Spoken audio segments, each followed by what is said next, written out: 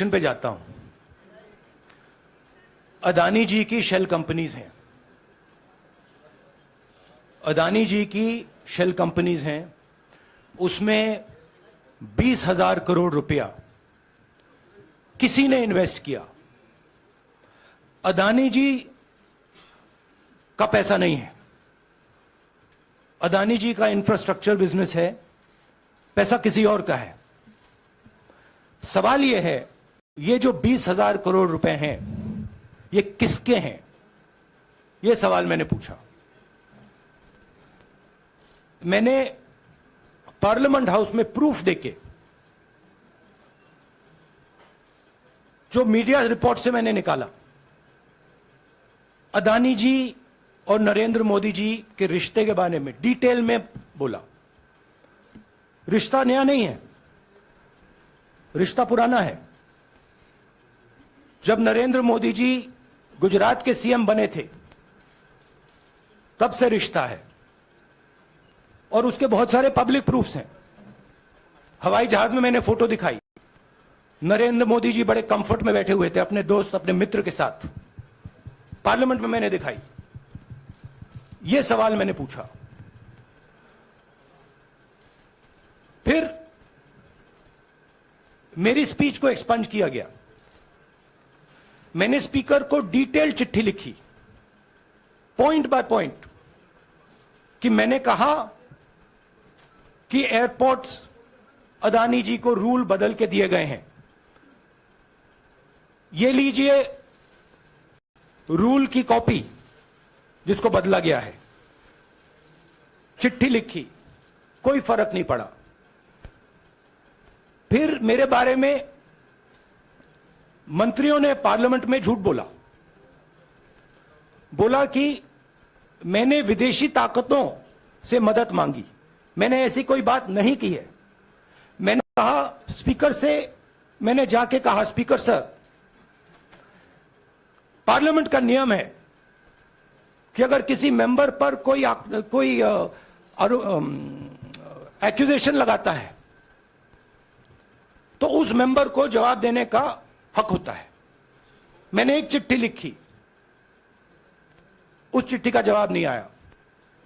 दूसरी चिट्ठी लिखी, उस चिट्ठी का जवाब नहीं आया। फिर मैं स्पीकर के चेंबर में गया। मैंने स्पीकर सर से कहा, स्पीकर सर, ये कानून है, ये रूल है, इन्होंने झूठा आरोप लगाया है, मुझे आप बोलने क्यों नहीं दे रहे हैं? स्पीकर सर मुस्कुराते हैं, कहते मैं नहीं कर सकता।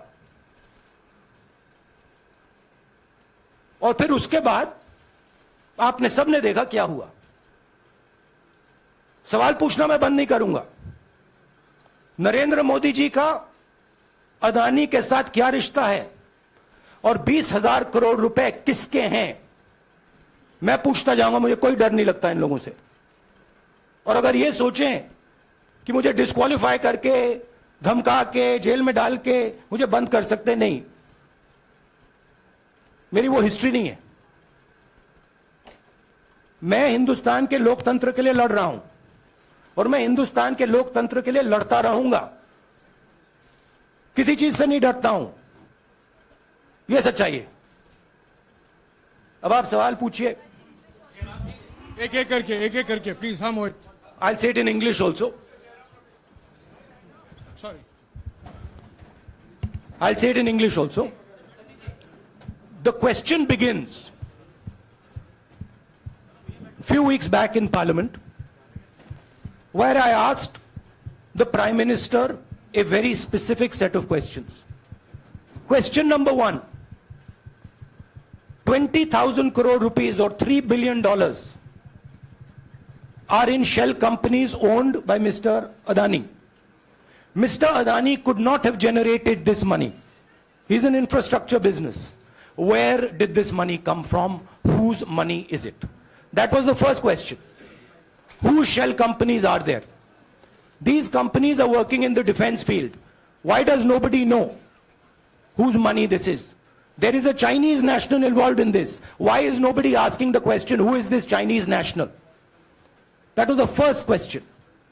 Second question was, set of questions with proof were what is the Prime Minister's relationship with Mr. Adani?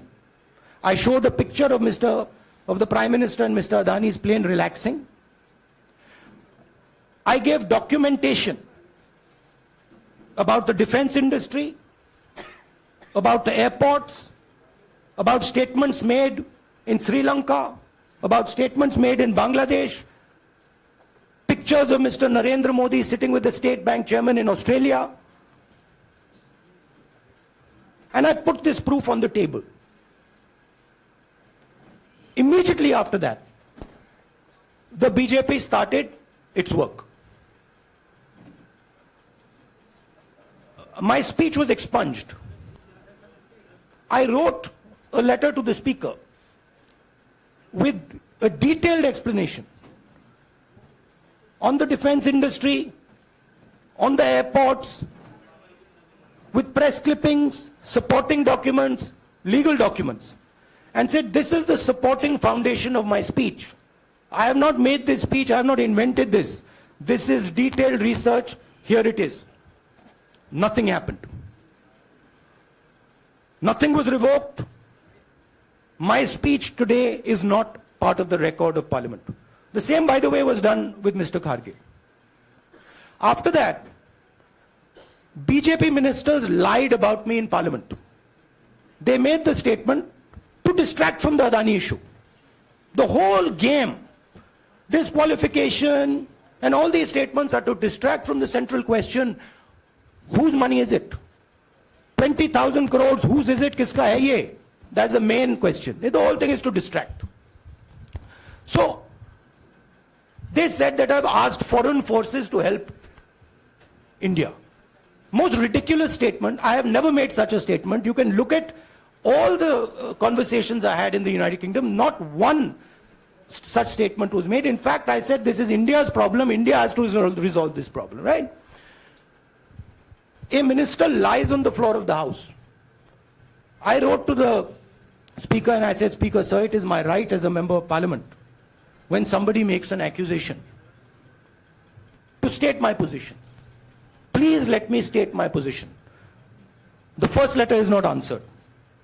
I then write a second letter with more details, saying the names and what was said. Still no answer.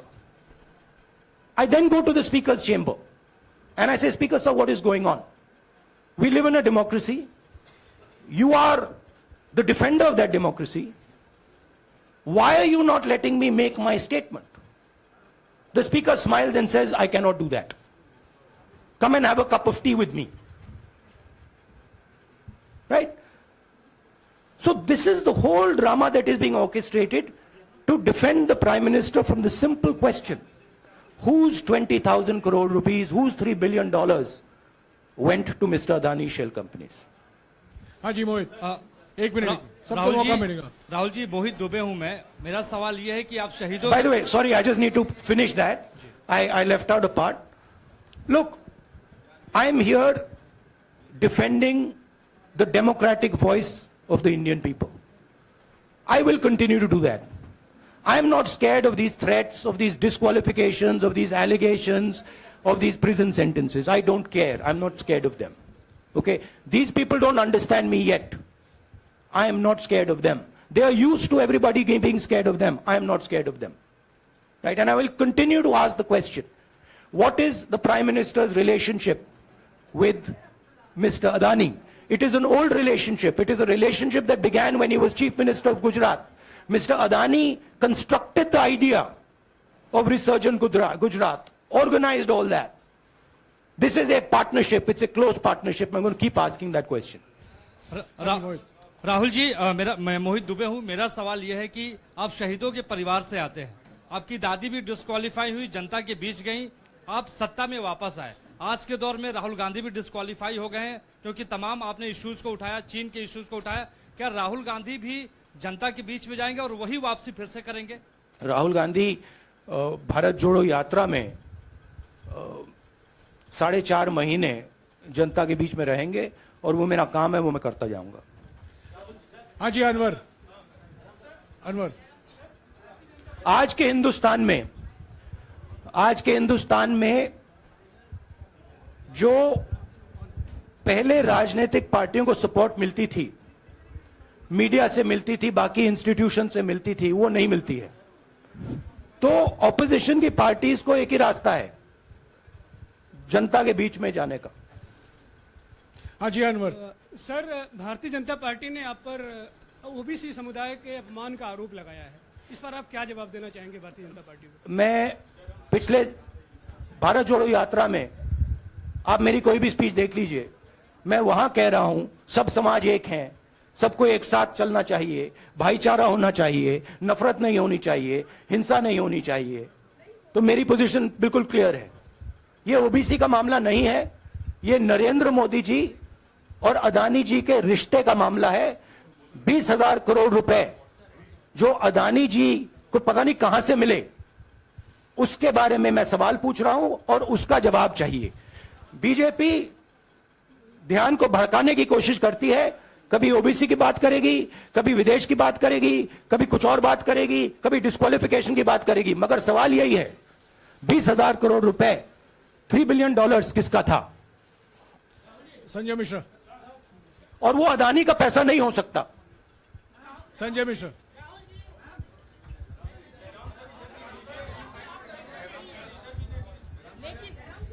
आपने कहा आप डरते नहीं हैं, लेकिन state के target पे हैं और स्टेट आपके खिलाफ है, पूरी स्टेट, पूरी मशीनरी आपके खिलाफ है। ऐसे में आपके सामने चैलेंजेस बहुत बड़ा है, तो रास्ता क्या है, रणनीति क्या देखिए है? भैया, चाहे स्टेट हो चाहे कुछ भी हो, मैं सच्चाई को देखता हूं, मुझे और किसी चीज में इंटरेस्ट नहीं है। मैं सच्चाई बोलता हूं। राजनीति में यह फैशनेबल बात नहीं है, मगर यह बात मेरे खून में है। मैं और कोई रास्ता निकाल ही नहीं सकता हूं। तो मेरा काम यह है, यह मेरी तपस्या है, जीवन की तपस्या है, उसको मैं करता जाऊंगा। चाहे मुझे डिस्क्वालीफाई करें, मारे पीटे, जेल में डाले, मुझे कोई फर्क नहीं पड़ता। मुझे अपनी तपस्या करनी है। इस देश ने मुझे सब कुछ दिया है। शांत हो जाइए। इस देश ने मुझे सब कुछ दिया है, प्यार दिया है, इज्जत दी है, इसलिए मैं ये करता हूं। हाँ Supriya. Sir, Rahul sir, BJP के जो लीडर्स आप पे अटैक कर रहे हैं उस पर आप क्या कहेंगे? और इसके अलावा वायनाड, वहां पर जब से खबर गई है, वहां पे लोग बहुत डिसबिलीफ में हैं, प्रोटेस्ट भी इरप्ट हो रहा है, आप अपनी कॉन्स्टिट्यूएंसी के लोगों को क्या कहना चाहेंगे? नहीं, मैंने सोचा है कि मैं अपनी, देखिए मैंने कॉन्स्टिट्यूएंसी में भी बोला कि वायनाड के लोगों के साथ मेरा पारिवारिक रिश्ता है, फैमिली प्यार का रिश्ता है। तो मैंने सोचा कि मैं वायनाड के लोगों के लिए अपनी एक चिट्ठी लिखूं उनके लिए कि मेरे दिल में उनके लिए क्या है। तो वो तो मैं रिजॉल्व कर दूंगा। उनका, देखिए, बीजेपी के नेताओं का काम यही है। देखिए, वो सब नरेंद्र मोदी जी से डरते हैं, कारण आप जानते हो। नरेंद्र मोदी जी ने कहा कि देखिए ध्यान हटाना है। वो सब जानते हैं अदानी जी और नरेंद्र मोदी जी का रिश्ता, सारे के सारे जानते हैं क्या रिश्ता है, सब जानते हैं, मगर डरते हैं। तो अगर नरेंद्र मोदी जी ने उनसे कहा कि भैया ध्यान उधर करो, ध्यान उधर करेंगे। मगर सवाल यही है 20,000 करोड़ रुपए किसका है? हाँ जैनेंद्र। जैनेंद्र। राहुल जी, पूरी कांग्रेस पार्टी, सर, पूरी कांग्रेस पार्टी ये कह रही है कि आप चाहे वो गुजरात की कोर्ट ने आपको सजा सुनाई या आपका निलंबन हुआ, ये सब कुछ केंद्र सरकार, प्रधानमंत्री के इशारे पर हो रहा है। लेकिन बीजेपी कह रही है कि कानून ने अपना काम किया है। तो जो ये दलील है कि कानून ने आपको सजा दी है और उसी की वजह से आपका निलंबन भी हुआ है, इस पर आप क्या कहेंगे? देखिए, कि आपको लगता है कि लीगल PM के मैटर इशारे है, पर ये हुआ है? लीगल मैटर है। मैं हिंदुस्तान के लीगल सिस्टम को रिस्पेक्ट करता हूं। मैं लीगल मैटर पे इस प्रेस कॉन्फ्रेंस में बात नहीं करना चाहता हूं। हाँ संजीव। अगर आपके लीगल सवाल होंगे तो आप हमारी लीगल टीम से पूछ लीजिए। Sanjeev, 1 minute Sanjeev.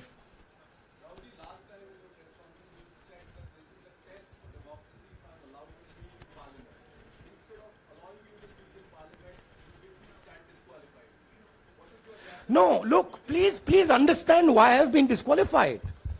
I've been disqualified because the Prime Minister is scared of my next speech. He's scared of the next speech that is going to come on Adani, right? I've seen it in his eyes.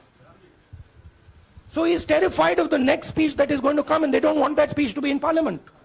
That's the issue. That is why, first the distraction, now the disqualification. Please don't be confused about this matter.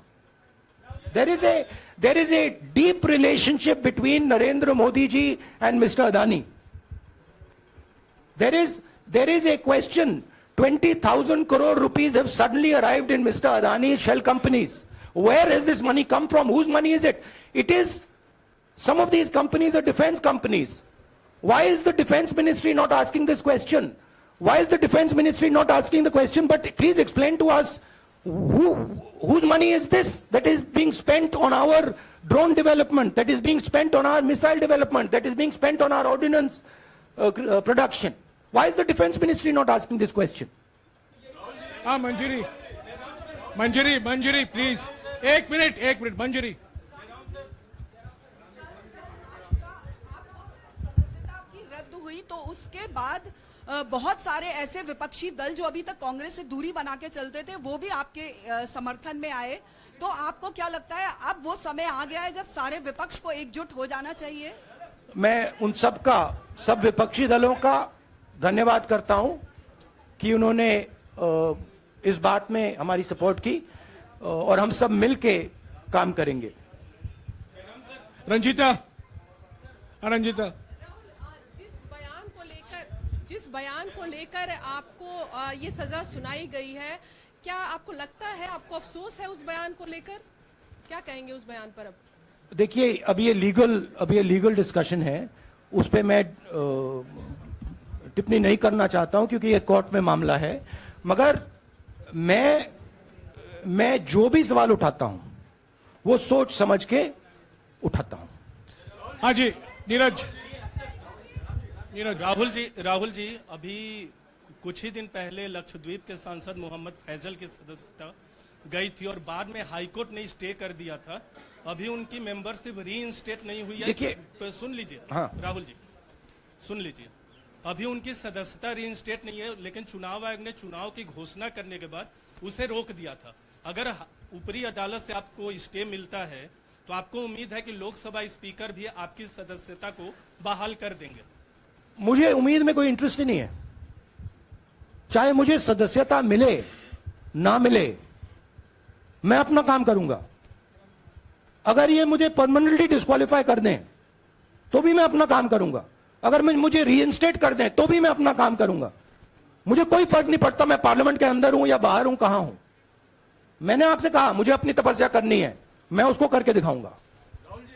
आपके लिए नहीं, अपने लिए। रवि एक minute Raman, हाँ। एक minute Raman.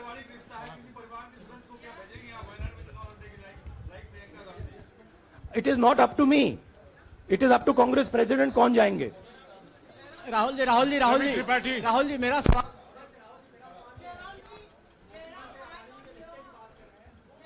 आपके यहाँ बैठे हैं। हाँ। दोनों मुख्यमंत्रियों का भी अडानी जी से रिश्ता है, उनके साथ लेन देन का मामला, उसका कहा जाए धंधे का मामला है। लेकिन क्या धंधे का मामला क्या बात कर रहे हैं? ये धंधा रोकेंगे ये लोग? जिनके पास जो भी स्टेट का उनके साथ नाता है, जो भी बिजनेस चल रहा है, वो बिजनेस रोका जाएगा क्या? देखिए, सिंपल सी बात है, आप डिस्ट्रैक्ट करने की कोशिश मत कीजिए। 20,000 करोड़ रुपए अदानी जी की शेल कंपनीज में कहां से आए? आप इंक्वायरी कीजिए। अगर बात निकली कि हमारे चीफ मिनिस्टर का पैसा है तो इनको जेल में डाल दीजिए। अगर बात निकली तो किसी और का पैसा है तो उसको जेल में डालिए। हाँ Siddharth sir, Rahul sir, please madam एक मिनट। मैडम आप लोकतंत्र को समझिए। ये जो पैनिक रिएक्शन इन्होंने किया है नरेंद्र मोदी जी ने, इससे सबसे ज्यादा फायदा मिलेगा विपक्ष को। ये इन्होंने हमें हथियार पकड़ा दिया है। ये आप बात समझिए। ये मोदी जी पैनिक में आ गए कि बात निकल जाएगी, ये 20,000 करोड़ रुपए किसके हैं, डर गए, घबरा गए। इन्होंने पूरा सीक्वेंस शुरू कर दिया। ये विपक्ष को सबसे बड़ा इन्होंने हथियार दिया है। राहुल जी, क्योंकि जनता के माइंड में अब एक सवाल आ गया है कि जनता जानती है कि अदानी जी भ्रष्ट व्यक्ति है। अब जनता के माइंड में यह सवाल उठा है कि इस भ्रष्ट व्यक्ति को हिंदुस्तान का प्रधानमंत्री क्यों बचा रहा है। यह मतलब अब सब कुछ बीजेपी के लोग, नरेंद्र मोदी जी सब कुछ इस व्यक्ति को बचाने के लिए क्यों कर रहे हैं। दूसरा सवाल, बीजेपी के लोगों ने कहा कि अदानी पर आक्रमण देश पर आक्रमण है। मतलब इनके माइंड में देश अदानी है और अदानी देश है। बात समझिए। राहुल जी, मेरा सवाल आपसे ये है कि जब आप ये फैसला सामने आया, आपको मैक्सिमम पनिशमेंट जो है इसमें जो हो सकती है वो आपके लिए मुकर्रर की गई। इस बीच कई लोगों ने ये भी कहा, आपके पार्टी के भी एक सांसद ने कहा कि कम से कम जज को ये देखना चाहिए था कि सामने जो शख्स है वो एक गांधी परिवार से आता है। इस पर आप क्या कहेंगे, और आपको लगता है मैक्सिमम पनिशमेंट जो है आपके केस में, मैक्सिमम पनिशमेंट आपके लिए मुकर्रर की गई, क्या आपको इसके पीछे क्या कहना है आपका? वही मैंने कहा, अगर डिस्ट्रैक्शन करना है, मैक्सिमम पनिशमेंट की तो जरूरत है। मिनिमम पनिशमेंट से बात थोड़ी बनेगी।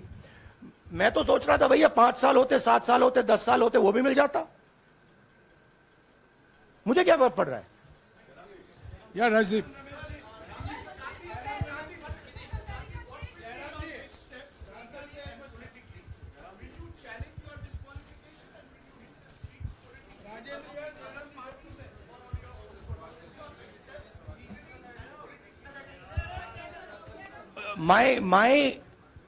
I have only one step, and that step is to fight for the truth in this country and to defend the democratic nature of this country that is under. Please let me finish, Rajdeep, unless you want to answer it for me. You do that also sometimes. Yeah. So my job, as I see it, is to defend the democratic nature of this country. And I will do whatever I have to do to defend the democratic nature of this country. What does that mean? That means defending the institutions of this country. That means defending the voice of the poor people of this country. That means telling the people of this country the truth about people like Mr. Adani, who are basically exploiting the relationship they have with the Prime Minister. Yeah, Pallavi, please 1 second. Let's go. Look, see, these are legal matters. It makes me no difference. I told them, it makes me no difference if I'm disqualified, not qualified, whatever. It makes me no difference. Disqualify me for life. Put me inside jail. I will keep going. I will not stop. Mr. Gandhi, Yeah, Mr. Pallavi. Gandhi, 2 things here. One, are you worried or apprehensive about the political relevance of, say, the opposition and the Congress Do I look party worried to post? you?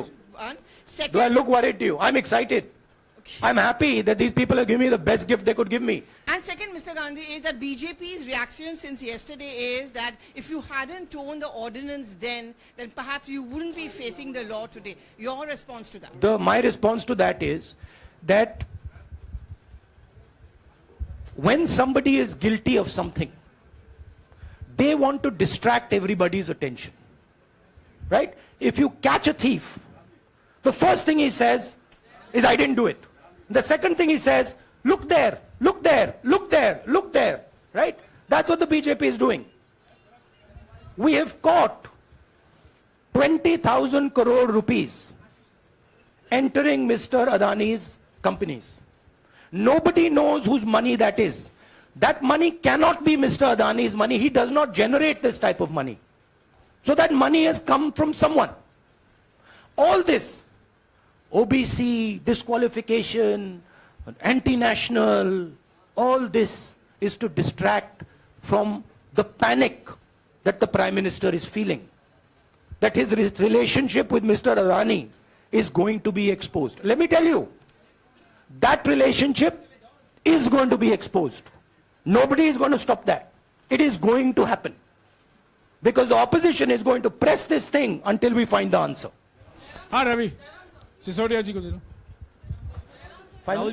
Rahul ji जो judgement आया उसको लेकर BJP ने उसको किया है कि आपने ओबीसी का अपमान किया, पूरे देश में प्रेस कॉन्फ्रेंस करने की तैयारी कर रहे हैं कि आपने ओबीसी का अपमान किया था।